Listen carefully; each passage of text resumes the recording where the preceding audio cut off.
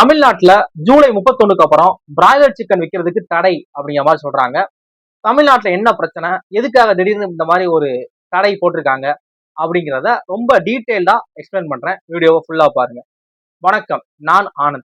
இந்த தடை கவர்மெண்ட் போட்டிருக்காங்களா, இன்னைக்கு எதுவும் பாஸ் பண்ணிருக்காங்க அப்படின்னா அப்படி கிடையவே கிடையாது. இது முழுக்க முழுக்க இப்ப கோழி சில்லறை விற்பனையாளர்கள் இருப்பாங்களே, இப்ப நம்ம கடையில போய் சிக்கன் வாங்குவோம்ல நார்மலா, அந்த கடை உரிமையாளர்கள் சங்கம் சார்பா அவங்க ஒரு கோரிக்கை வச்சிருக்காங்க. நாங்க ஜூலை 31க்கு அப்புறம் நாங்க சொல்ற கோரிக்கைகளை கவர்மெண்ட் நிறைவேற்றலனா 31க்கு அப்புறம் ஒரு வாரத்துக்கு தற்காலிக தடை விதிப்போம். எங்க கடைகள்ல நாங்க கோழிக்கறி விற்க மாட்டோம். எங்க சங்கம் சார்பா நாங்க எங்கேயுமே கோழிக்கறி விற்க முடியாது, ரிட்டைல் ஷாப்ல விற்க முடியாது அப்படிங்கிற மாதிரி அவங்க சொல்றாங்க. அப்படி அவங்க என்னென்ன கோரிக்கைகள் வச்சிருக்காங்க அப்படின்னா, நாங்க இன்னொரு இடத்துல இருந்து வாங்குறோம், கோழி பண்ணைகள்ல தான் எங்களுக்கு கோழி வருது. அந்த கோழி பண்ணைகள்ல கோழிகளுக்கு கொடுக்கக்கூடிய ஃபுட்டை கவர்மெண்ட் குவாலிட்டி செக் பண்ணணும். அவங்களுக்கு பிராய்லர் கோழி அப்படின்னா எல்லாத்தையுமே தெரியும், மருந்து ஊசி போடுறாங்க எல்லாமே தெரியும், அதுக்குன்னு சில ஃபுட்டு ஊசி எல்லாம் போடுறாங்க அப்படின்னு. அது எல்லாத்தையும் கரெக்டா அவங்க செக் பண்ணணும். இதெல்லாம் கரெக்டான அளவுல தான் கொடுக்குறாங்களா, அளவு மாத்தி கொடுக்குறாங்களா, அளவு கூட குறைய வச்சு கொடுக்குறாங்களா அப்படிங்கிறத கவர்மெண்ட் கரெக்டா ப்ராப்பரா செக் பண்ணணும் அப்படிங்கிறாங்க. அது மாதிரி ஒரு கோழியை விற்கிறாங்க, ஒரு பிராய்லர் கோழியை விற்கிறாங்க எங்களுக்கு அப்படின்னா, அதுக்கு குறிப்பிட்ட டைமுக்கு குறிப்பிட்ட நேரத்துக்கு முன்னாடியே அவங்க கொடுக்கக்கூடிய ஃபுட்டை ஸ்டாப் பண்ணிடணுமா அது சொல்றாங்க.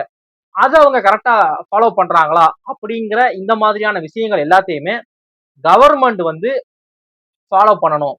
இது எல்லாத்தையும் கவர்மெண்ட் கரெக்டா மானிட்டர் பண்ணணும். அப்படி பண்ணாங்கன்னா ஓகே, இல்லைன்னா ஜூலை 31க்கு அப்புறம் ஒரு வாரத்துக்கு நாங்க கோழி விற்பனை தடை விதிச்சிருவோம். எங்களோட சங்கம் சார்பா எந்த ஒரு ரீட்டைல் ஷாப்லையும் கோழி விற்க மாட்டோம், கோழி வெட்டி அறுக்கிறது எதுவுமே பண்ண மாட்டோம் அப்படிங்கிற மாதிரி சொல்றாங்க. இது எதுக்கு சம்பந்தமே இல்லாம இப்படி திடீர்னு வந்திருக்காங்க? இதனால அவங்களுக்கு லாபம் இருக்கா, இல்ல ஒருவேளை கவர்மெண்ட் ஏதாவது இவங்க மேல எதுவும் நடவடிக்கை எடுத்தாங்களா, கோழி விற்பனையாளர் சங்கம் இவங்க மேல ஏதாவது நடவடிக்கை எடுத்தாங்களா அப்படின்னு யோசிச்சீங்கன்னா, இப்ப நம்ம ஒரு கடையில போய் கோழி வாங்குறோம், எல்லாருமே வீக்கெண்ட் ஆச்சுன்னா அப்படின்னா பிராய்லர் சிக்கன் வாங்குறது, மீன், மட்டன் இதெல்லாம் வாங்குறது ரொம்ப நார்மலா நடந்துகிட்டு இருக்கு. அப்படிங்கிறப்ப ரொம்ப அதிகமா சேல் ஆகுறதுன்னு பாத்தீங்க அப்படின்னா பிராய்லர் கோழி எல்லாருமே வீக்கெண்ட் வாங்குறது, அது போக கடைகளுக்குமே அதிகமா சேல் ஆகிட்டு இருக்கும் பிராய்லர். அப்படி நம்ம வாங்கிட்டு போற கோழி வீட்டுக்கு போய் வாங்கி சமைக்கிறதுக்காக கொண்டு போறோம். கொண்டு போனதுல பாக்குறப்ப புழு இருக்குன்னு வச்சுக்கோங்க, இல்ல அந்த கறி ஒரு மாறி இருக்கு, ஏதோ ஒரு அழுகி போய் ஏதோ ஒரு சம்திங் ஏதோ ஒரு பிரச்சனை இருக்குன்னு வச்சுக்கோங்க, நம்ம என்ன பண்ணுவோம், அப்படியே கறியை தூக்கிட்டு இந்த கடைக்காரன்ட்ட கொடுப்போம். அந்த கடைக்காரன்ட்ட கொடுத்து இந்த மாதிரி இப்படி உங்க வான கறி தான் இப்படி இருக்கு அப்படின்போம். இல்ல அது சாப்பிட்டு நமக்கு உடம்பு சரியில்லாம போயிருச்சு அப்படின்னா நம்ம அந்த கடை மேலதான் கம்ப்ளைண்ட் கொடுப்போம். இந்த கடையில தான் அன்னைக்கு நாங்க கறி வாங்கணும், அதை வாங்கி தான் சமைச்சு சாப்பிட்டோம், அதனாலதான் எங்க உடம்பு சரியில்லை, உடலுக்கு ஒத்துக்கல அப்படிங்கிற மாதிரி சொல்லுவோம். அப்ப போலீஸ் கவர்மெண்ட் அந்த கடை மேலதானே ஆக்ஷன் எடுப்பாங்க. இதனால அந்த கடையோட பேர் கெட்டு போயிருது. அவங்க என்ன சொல்றாங்க அப்படின்னா, நாங்க ஸ்ட்ரெயிட்டா நாங்க கோழியை வளர்க்க இதை பண்ணல, எங்களுக்கு பண்ணையில இருந்து வருது, இந்த கோழியை வெட்டி கொடுக்குற ஒரு இடைத்தரகர் தான் நாங்க, இடையில ஆள் தான், மீடியேட்டர் தான் நாங்க. அவங்ககிட்ட இருந்து வாங்கி ஒரு பிரைஸ்க்கு வாங்கி இதை வெட்டி நாங்க கொடுத்து ஒரு பிரைஸ் நாங்க விற்கிறோம், அவ்வளவுதான். இதுல ஏதாவது பிரச்சனை ஆச்சு முழுக்க முழுக்க எங்க மேலதான் அந்த பேர் வருது, எங்க கடையோட பேர் கெட்டு போயிருது, மக்கள் மத்தியில எங்களுக்கு எங்க எங்க மேல எங்களுக்கு எங்க கடைக்கு இருந்த மரியாதை போயிருது, கவர்மெண்ட்டுமே எங்க கடை மேல நடவடிக்கை எடுத்துடுறாங்க, லீகலாவுமே எங்களுக்கு பெரிய பிரச்சனைகள்லாம் வந்துகிட்டு இருக்கு. இதுக்கு ஒரே வழி என்ன அப்படின்னா, எங்களுக்கு வரக்கூடிய பண்ணைகளுக்கு கூடிய கோழிகள் கரெக்டா இருக்கா, அந்த கோழிகளை சாப்பிட்டோம்னா எந்த வித வாடிக்கையாளருக்கும் எந்த பிரச்சனையும் ஆகாதா, அவங்க உடலுக்கு பிரச்சனை இல்லையா அப்படிங்கிறத கன்ஃபார்ம் பண்ணணும் கவர்மெண்ட் அப்படிங்கிற மாதிரி அவங்க சொல்றாங்க. இதுல மாட்டிக்கிறது நாங்க தான், அவங்க தப்பிச்சுக்கிறாங்க, சிக்கனவே நான் தான் அப்படிங்கிற மாதிரி சொல்றாங்க. சரி, இப்ப இதனால என்ன பிரச்சனை வர வாய்ப்பு இருக்கு நம்ம மக்களுக்கு அப்படின்னா, யோசிச்சு பாருங்க. ஒரு ஜூலை 31க்கு அப்புறம் ஒரு வாரத்துக்கு இந்த கோழி உரிமையாளர் கோழிக்கடை உரிமையாளர் சங்கம் சார்பா ஸ்டாப் பண்ணிட்டான்னு வச்சுக்கோங்களேன், எந்த ஹோட்டலுக்கும் சிக்கன் சப்ளை பண்ண முடியாது.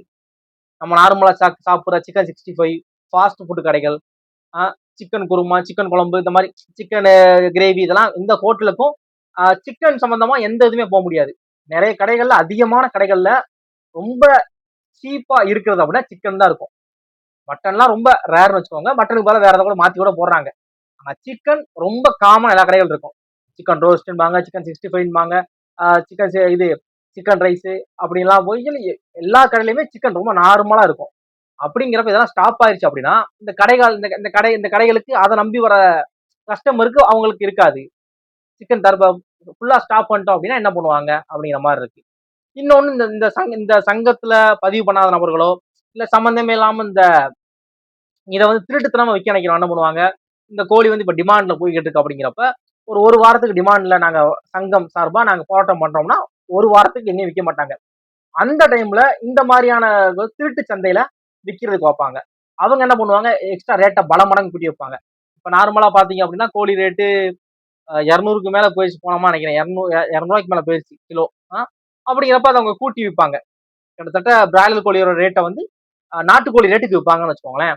அதை வாங்கிதான் ஆகணும். டிமாண்டு, ஏன்னா டிமாண்ட் இருக்கு அப்படிங்கிறப்ப பிரைஸ் ரேட்டை கூட்டிடுவாங்க. ஹோட்டல்கள் இந்த மாதிரியான விஷயங்கள் கடைக்காரங்க எல்லாருமே அவதிதான், அவங்களுக்கு பிரச்சனை தான். மக்களுமே சிரமப்படுவாங்க. நார்மலா ஹோட்டல் ஃபுட் அவாய்ட் பண்றவங்க கூட வீக்கெண்ட் ஆனா நான்வெஜ் சாப்பிடுறது வழக்கம். அவங்களுமே சிரமம் தான் அப்படிங்கிற மாதிரி பிரச்சனைகள்லாம் இருக்கு அவங்களுக்கு. இப்ப இதுதான் இப்ப போய்கிட்டு இருக்க ஒரு பிரச்சனை. இத வந்து கவர்மெண்ட் இந்த ரூல் போடல. அவங்க விற்பனையாளர் சங்கம் சார்பா அவங்க இது வச்சிருக்காங்க. இதெல்லாம் நீங்க கரெக்டா மானிட்டர் பண்ணி எல்லாம் சொல்லுங்க. இல்ல இதுக்கு எந்தவித ஆக்ஷன் நீங்க எடுக்கலன்னா ஜூலை 31க்கு அப்புறம் தற்காலிக தடை நாங்க விதிச்சிருவோம். எங்க சங்கம் சார்பா எந்த கடைகளையும் கோழி வெட்ட மாட்டோம் அப்படிங்க. அப்ப மக்கள் வந்து நேரா போய் கோழி பண்ணையில தான் போய் கோழி வாங்கணும். அந்த மாதிரி சிச்சுவேஷன் வந்துரும் அப்படிங்கிற மாதிரி அவங்க சொல்றாங்க. இதுதான் இப்ப போய்கிட்டு இருக்கு. இத வந்து கவர்மெண்ட்டும் இந்த சங்க உரிமையாளர் இந்த சங்கத்தினர்கிட்ட பேசி ஒரு கூட்டு பேச்சுவார்த்தையில ஈடுபட்டு ரொம்ப அமைதியான முறையில இதை முடிக்கலாம். இல்ல அப்படின்னா இது வந்து ரொம்ப அப்படி போகாம இந்த பிரச்சனையை அவங்க ஹோல்ட்ல போடுறாங்க பட்சத்துல உறுதியா ஜூலை 31க்கு அப்புறம் போராட்டம் நடக்கும். அதுல மாற்றமே கிடையாது அப்படின்னு சொல்றாங்க. நீங்க இதை பத்தி என்ன நினைக்கிறீங்க? போராட்டம் நடந்தா ஒரு வாரத்துக்கு பிராய்லர் கோழி மாதிரியான சிக்கனே கிடைக்காது.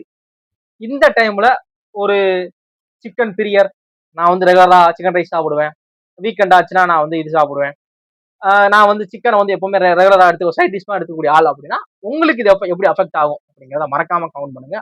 இதுதான் இந்த விஷயம். தேங்க்ஸ் ஃபார் வாட்சிங்.